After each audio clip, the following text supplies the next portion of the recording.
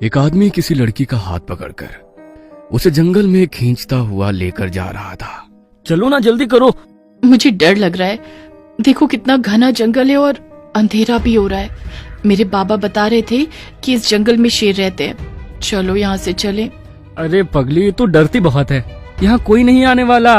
आज तेरा शिकार तो मैं ही करूँगा। धत। आदमी ने लड़की का हाथ पकड़ा और झाड़ियों में खींच ले गया।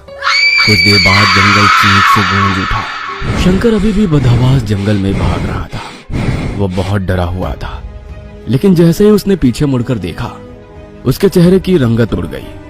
वो कुछ कर पाता उससे पहले ही उसकी गर्दन को किसी ने दबोच लिया और उसकी पल भर में जान निकल गई। उत्तराखंड का एक गांव राजनगर।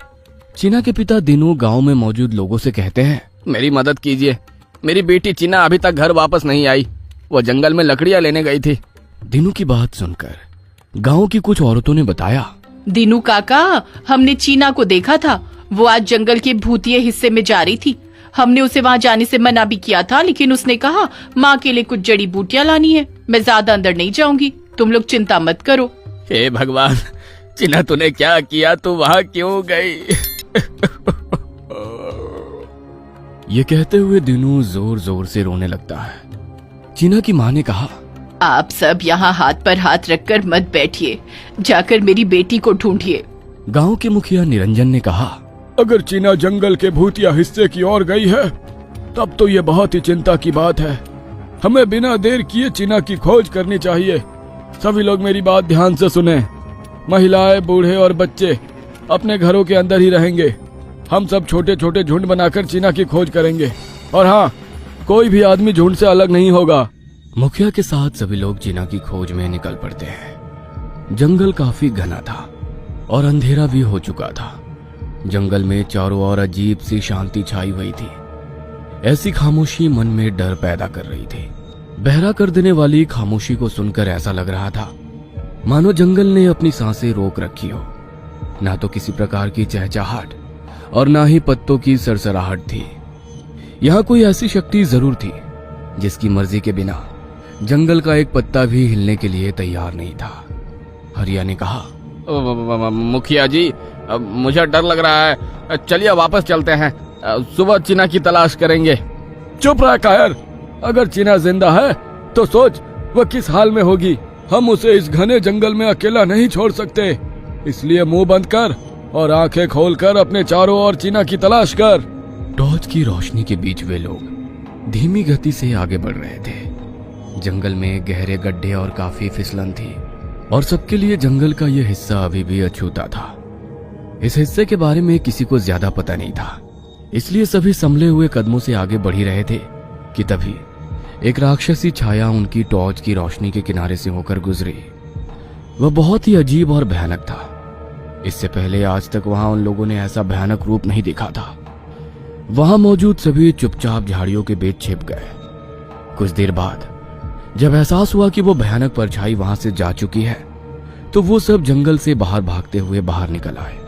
वह लंबी घासों के बीच से भागते हुए गांव की ओर बढ़ ही रहे थे कि तभी चंदू का पैर किसी चीज से टकराया।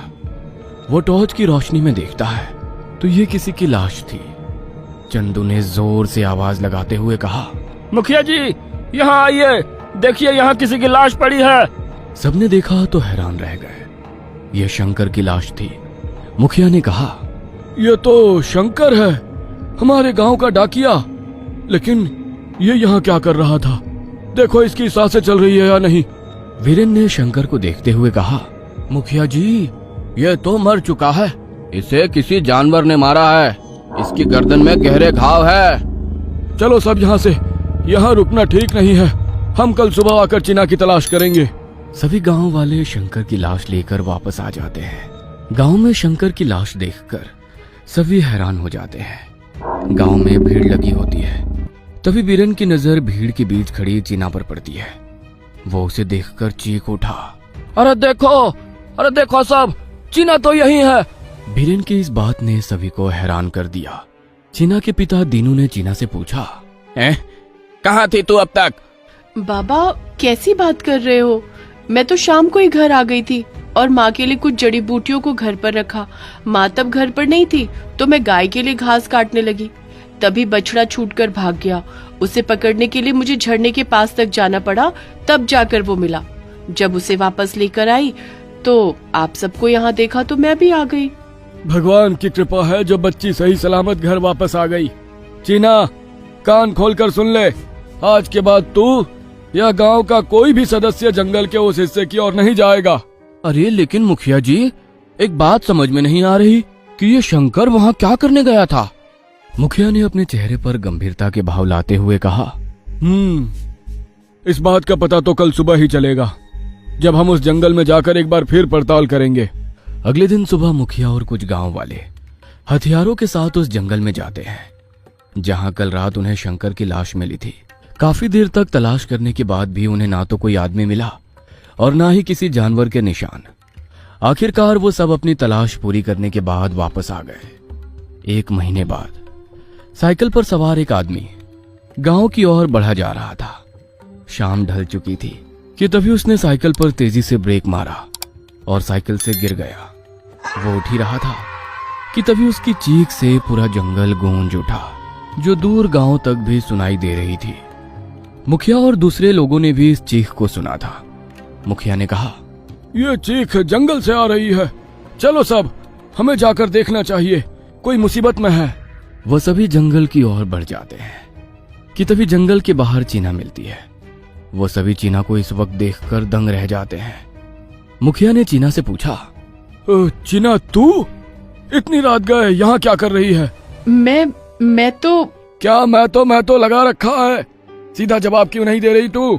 चीना ने घबराते हुए कहा, मैं तो मुखिया जी, मैं तो माँ के लिए जड़ी बूटियां लेने आई थी, लेकिन किसी के चीखने की आवाज सुनी तो इधर आ गई।